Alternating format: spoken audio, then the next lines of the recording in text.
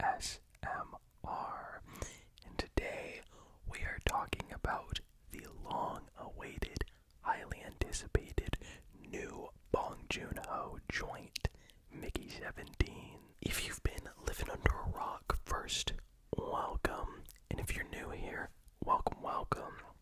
Because this is your one-stop shop for both ASMR, pop culture, movies, all wrapped into one tingly bag of awesomeness. So if it's your first time, consider subscribing, hitting that like button, commenting what your thoughts are on Mickey 17, how you've been doing, and also don't forget to follow me on Letterboxd, which is going to be the place that I log every movie before I hit the record button and tell you my thoughts verbally with my beautiful face included. And also go follow my TikTok. I upload there a bit more frequently, just easier and more convenient. But this is the main home, baby. I've missed you guys. It's been a minute. It definitely has been a lot of it's life. A lot of it is just things that I'm doing. But honestly, there hasn't really been, it hasn't been a bad year for movies. But it definitely hasn't been like movies I've watched where I felt an aching desire to talk about them. Better Man was great, the Robbie Williams monkey biopic that the world slept on. It breaks my heart. Presence, the Steven Soderbergh like ghost POV shot film about a family coming into a home and you follow from the perspective of the ghost. Brilliant.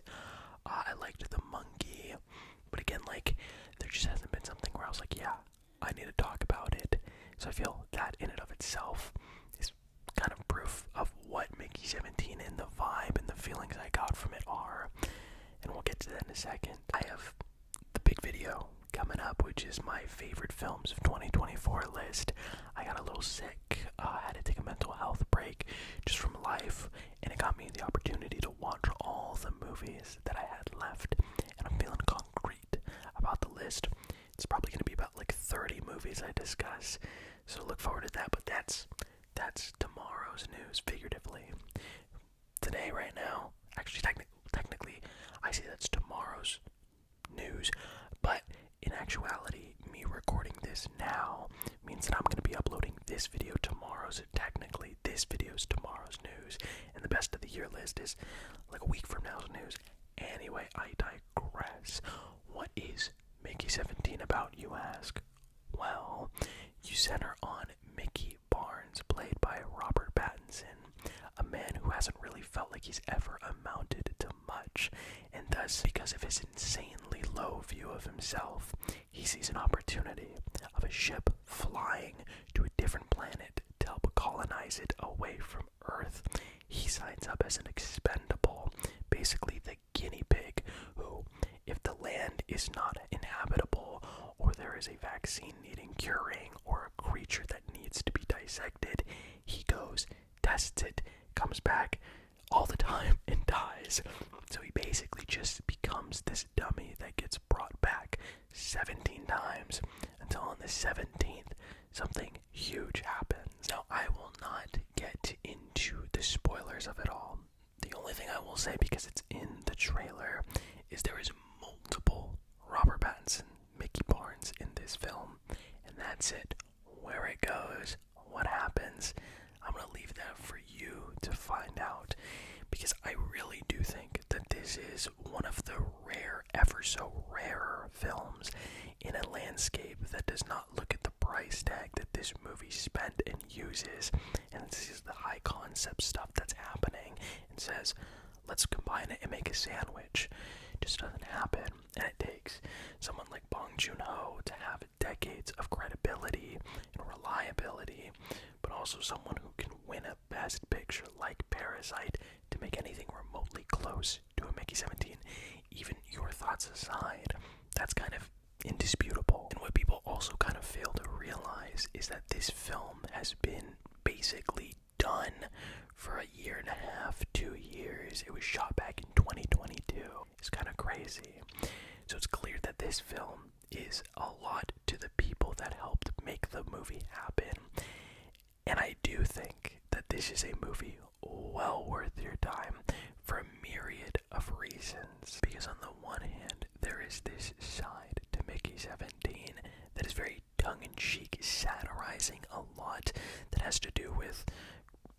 capitalism, the world that we live in, a certain person that, funny enough, I feel when this movie was made, didn't expect for him to win the presidency.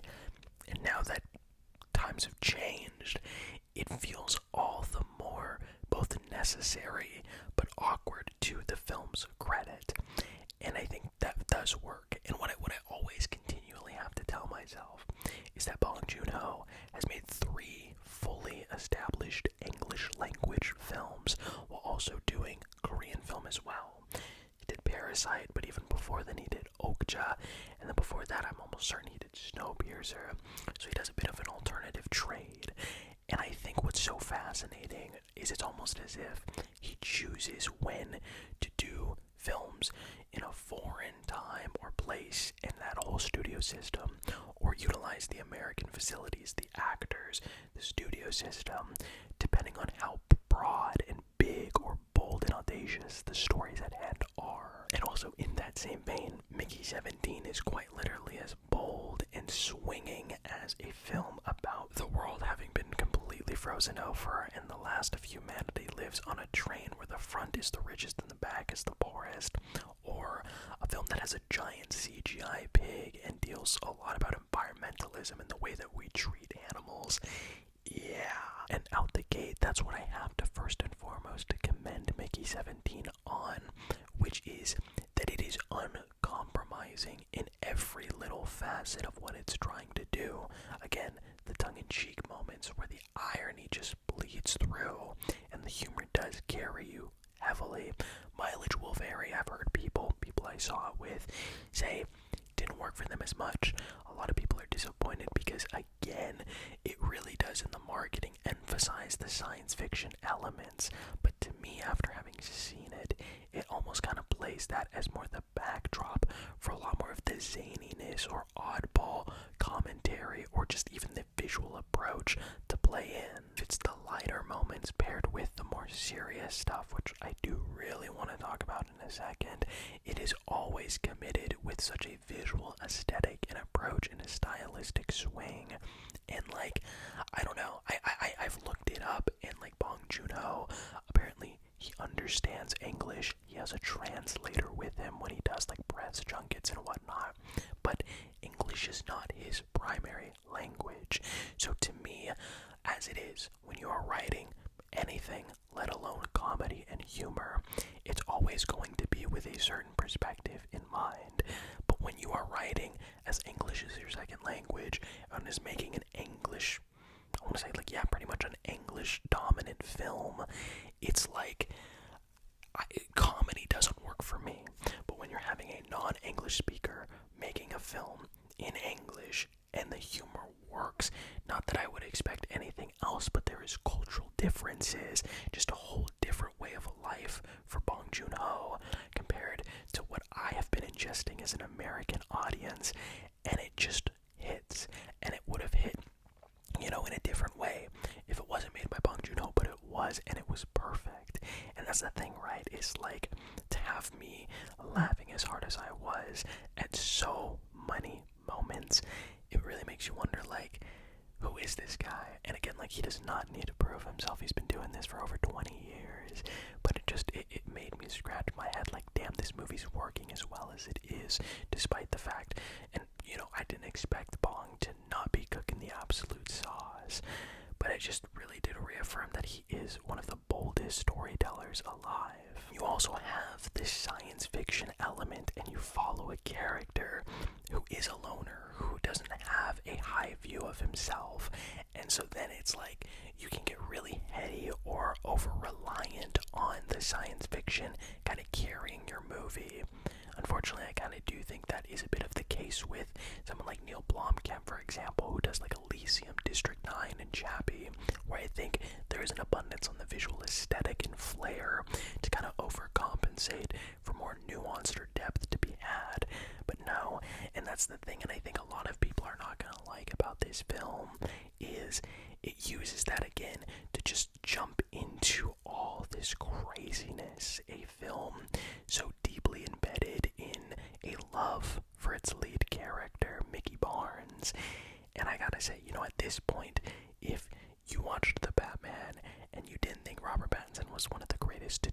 he was voicing the English dub of The Boy and the Heron as the Heron and not come out of that thinking he is one of the last great movie stars there is. Here he might pull it off in the greatest, grandest way possible, because outside of playing Batman or voicing a Heron, he is acting against himself, and against himself in entirely different ways. The two Robert Pattinsons, the two Mickey Barnes in this film could not be more separate, and to me, outside of the incredible use of CGI and a body double, there was not a moment in it where I was like, oh yeah, no, that's CGI, that is two Robert Pattinsons there. It makes me wonder, like, how in the hell a movie like The Flash, which has 3 times its budget, I think, looks as hideous as it does. And that movie, oh my, we'll never talk about that. It's like, when you have such talent like Bong Joon-ho writing and directing, Darius Kanji, a veteran DP who's worked with like David Fincher, shooting such a unique visual landscape throughout the film, interiors, exteriors, and then you have acting like Robert Pattinson. It's like, no, we don't get movies like this, on top of like how wonderfully weird it is, and it doesn't sidestep that whatsoever. And outside of the humorous elements, there is a lot to say about how we can be reduced to feeling like a cog in the machine of capitalism, because we are born to feel like we have to make money, we have to pursue something, but at the expense of losing ourselves. And thus you see a man who's quite literally killed over and over and over again for the name of people who are beyond rich, more money than this man will ever see. But he feels just as bad as he did before, but now even worse, because he's an expendable. So on top of this movie just juggling all these different ideas and concepts that we've never seen or heard quite like the film does, it really does be this beautiful testament to the notion that you are far more than what you can often reduce yourself to. Mickey Barnes signed up for this role.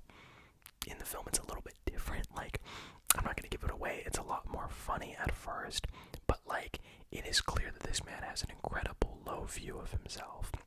And then that's when, and I haven't even gotten to my favorite part, or the character, or the actor yet, where then the romance starts kicking in, where he meets this woman who is in every single way entirely out of his league. Nasha, played by Naomi Ackie, who, if you saw last year's Blink Twice, you know that this woman can deliver and then some.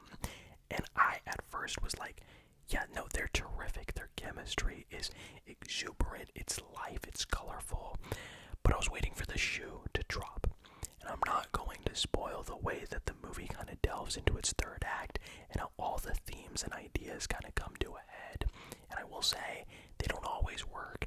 I think there is moments that feel just dragged out a little too long, or concepts that are not abandoned but maybe not given as much attention. But a third act that has conclusion, and it really did subvert my expectations for how they were going to finish and wrap up this relationship, and you think it may go some way, but there is a level of purity and just beautifully intended love and glee that is written and cared for about each of these dynamics.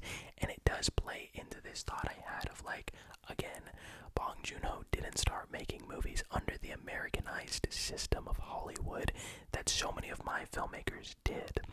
And I had these preconceived notions about what certain sci-fi movies do, certain narrative beats, love interests, where they turn and they cheat on each other, or a thought is revealed, or an ulterior motive, and it isn't like what you saw or what you thought you were going to get.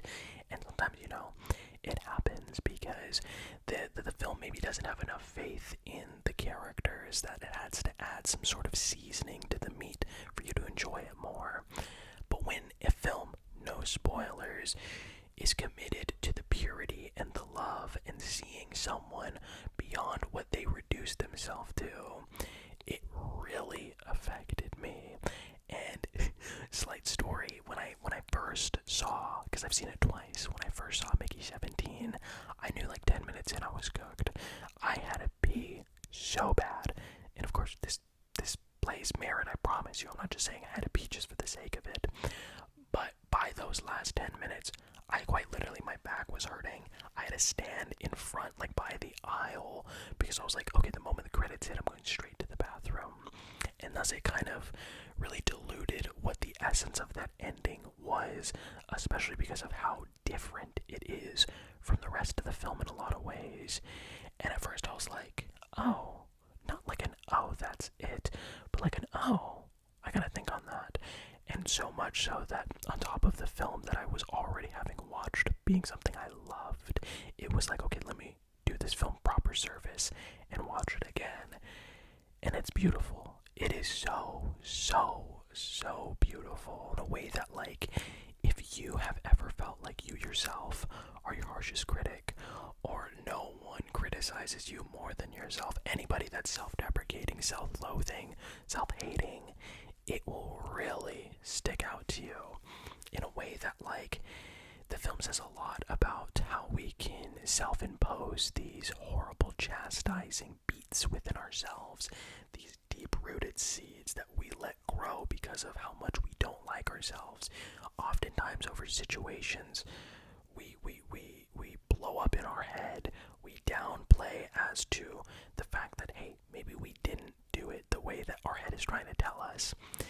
And I'm sorry, I'm kind of getting a little lost, but like, I was so shocked. I was so taken aback by this film in ways where, yeah, okay, I get it, you know, the character that Mark Ruffalo plays as this leader who is so extravagant and so dumb is very much on the nose to who it's kind of poking fun at, and I think it works.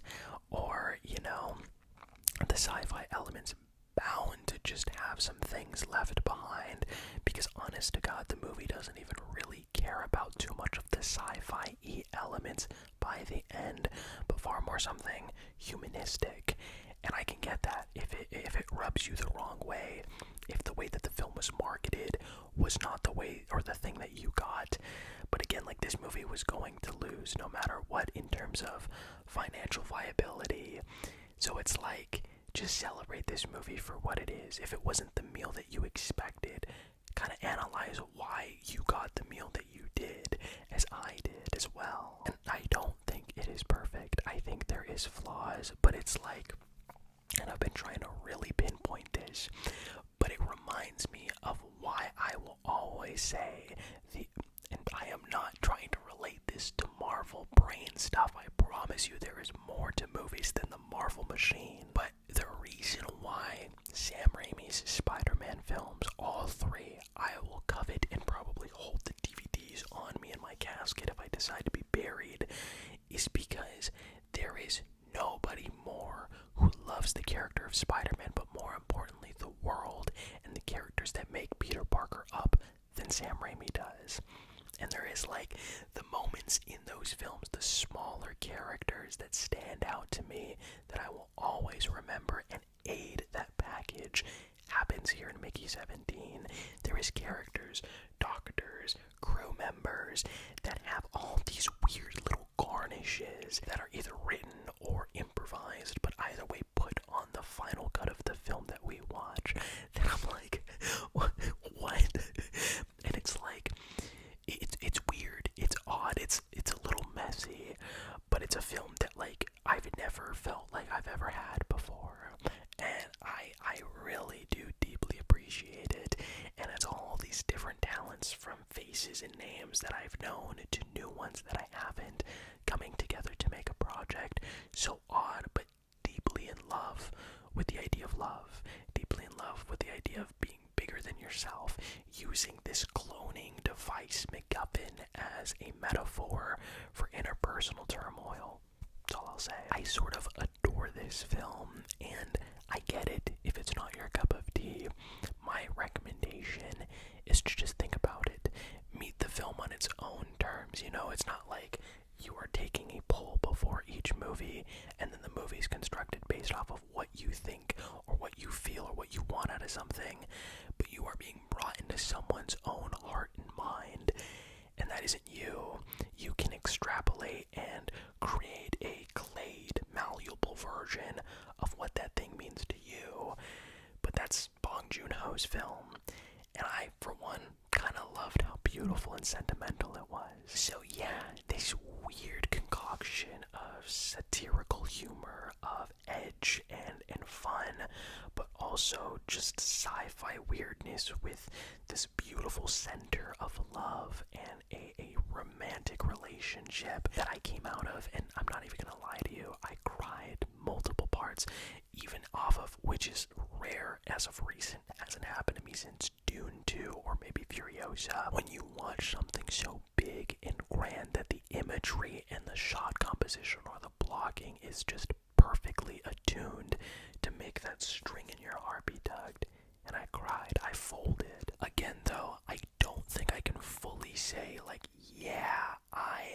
I'm gung-ho on all of it, because it is a little messy with a couple things towards that third act I can understandably and also kind of agree isn't the best in terms of how it's refined and placed in the movie, but those last 5 minutes and everything that led up to it, I loved. It's a movie, and plus there's creatures in this that I want the plushie for now. I'm not even kidding, they're adorable. With all that being said, I knew I was gonna like this movie. It has multiple Robert Pattinsons in sometimes one single shot. I didn't expect to love it as much as I did, the way I did. So I'm going to give Bong Joon-ho's Mickey 17 an A. I love this movie. I am so taken aback by how enveloped I was from beginning to end. And it just goes to show that we need to fund voices of different cultures and upbringings into the industry different from what people have in the States, because they will really show you a different side to things that you've never seen. But all that to say, I love the film. I hope you enjoyed it. Let me know what your thoughts are on Mickey 17. I still need to see, in terms of Bong Joon-ho's filmography, I have Memories of Murder on Criterion. Still haven't watched it yet. Mother, The Host, and I want to say that's it. I love everything I've seen from him. Snowpiercer was my introduction. Little side story to that. Movie was wide released 2014. I was like 11 or 12 by then. The year prior, 2013, my brother told me that he got like an invite to a secret screening to be like a part of a test audience. Signed some stuff that he can't disclose what the movie's about. But when he came back, he's like, dude, this movie I saw, it's about like Captain America on a train and he fights people. It's so awesome. And in my head, I envisioned it to be very different. But he saw Snowpiercer. So like technically speaking, my brother was one of the first people to have ever seen that film. Just a fire thought in case you were wondering, hey, has Cinephiles siblings seen Snowpiercer before everyone did? I felt like you were asking that. Anyway, I am excited. I'm going to be going on a trip upcoming this week, but I'm going to record it. This has been so big for me. I'm really excited to talk about my favorite films of last year. A year that means a lot to me, despite it being the hardest one I've endured. So many things were learned, and I'll get into all of that in an upcoming video. But for now, I'm going to edit this, John. Go check out Mickey 17. Go support big films, small films, films in general. They need it now more than ever. I love you guys so much. And of course, remember, wait, what was it?